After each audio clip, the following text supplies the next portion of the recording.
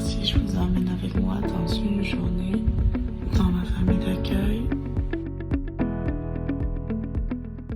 Sur ma tête, je suis super fatiguée, comme d'hab, décalage horaire, plus première nuit dans une famille qu'on connaît pas, croyez-moi, c'est pas super rassurant. Mais par la grâce de Dieu, ça va, tout va bien. Là, j'ai fait exprès de choisir une famille dans une ferme pour essayer de négocier avec eux pour qu'ils disent que j'ai travaillé 88 jours, sachant que je ne peux pas rester ici 88 jours. Donc ça, c'est mon premier plan. Mon plan tombait à l'eau. L'endroit n'était pas éligible pour les 88 jours. J'ai donc cherché une autre opportunité. Encore dans une espèce de ferme. Et hi baby! Et franchement, tout se passe bien. Les gens chez qui je suis sont cool. Je me suis coupée. C'est le seul truc négatif qu'il y a. Sinon, je dois enlever les mauvaises herbes. Et voilà. Et je suis en train de faire une insolation, je pense. Je me sens super mal. Mon Dieu, ici. Je vous promets, je suis en train de crever. Wow.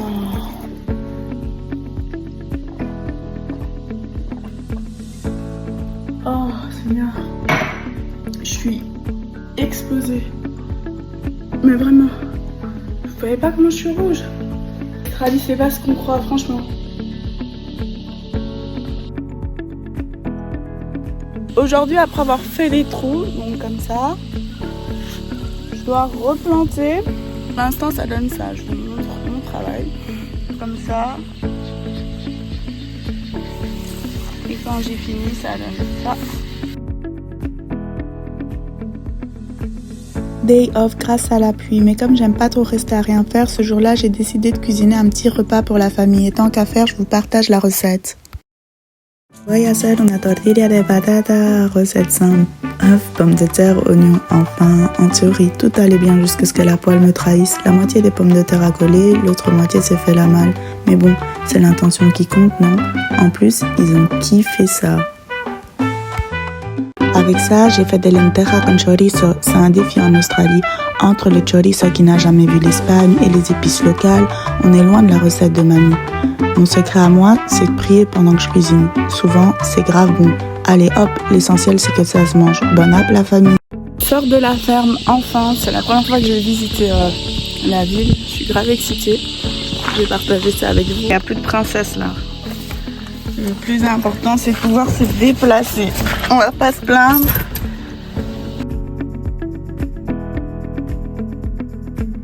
Et les gars, le ressenti ici, la Gold Coast, ça met KO peur. Franchement, c'est canon.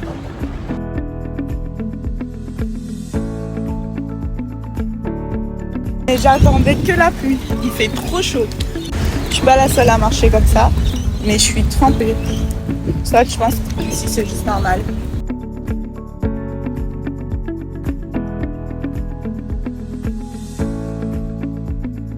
Et puis il y a eu ce fameux dimanche, ce moment à l'église où j'ai reçu une parole prophétique, mais je ne savais pas ce que ça voulait dire. Est-ce que je devais rester sur la Gold Coast ou est-ce que cet endroit était simplement un lieu de connexion? Quoi qu'il en soit, j'étais super heureuse d'être sur le bon chemin.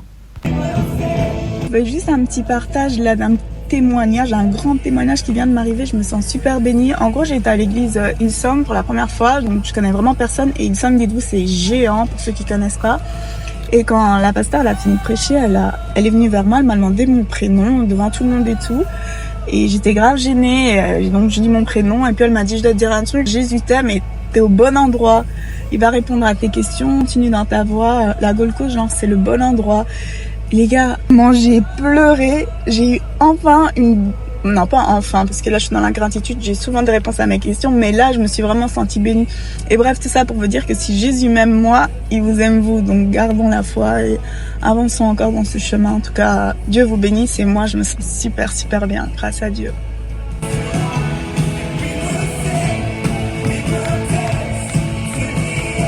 Le soir même, j'ai reçu une opportunité de travailler sur une île près de la Gold Coast et c'est là que tout a basculé. Je ne savais pas si je devais rester ou partir, mais j'ai décidé de suivre mon instinct. Après 2 semaines dans la famille d'accueil, ça s'est super bien passé. Il est temps pour moi de repartir sur de nouvelles aventures. Ça y est, j'ai enfin trouvé un taf qui compte pour mes 88 jours de femme. Je suis grave contente, j'ai été bénie.